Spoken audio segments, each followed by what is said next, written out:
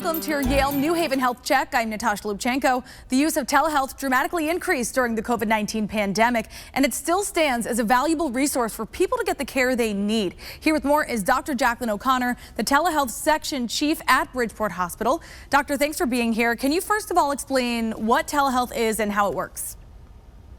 Thanks, Natasha. Telehealth describes a scenario where the patient and the medical provider are in two different physical locations. In many cases, it's where the patient's at home and the doctor's in the office on a video. All right, now let's talk about when telehealth is a viable option compared to, an in-person visit.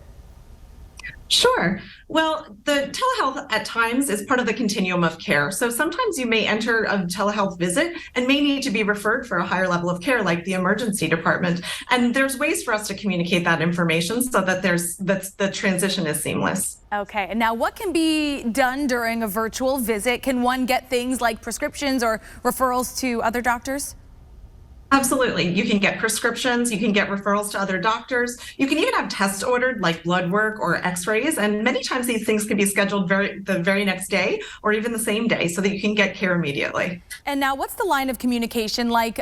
Will the patient's primary care provider be informed about a telehealth visit? There's actually a Connecticut law that states that if the patient consents, we have to provide that information to the primary care provider. But if you receive care in the Yale New Haven Health System, you can be assured that your providers across the whole continuum will be able to have access to your medical records and help coordinate. All right, great information. Dr. Jaclyn O'Connor, thank you so much. You can, of course, learn more at bridgeporthospital.org. With your Yale New Haven Health Check, I'm Natasha Lubchenko.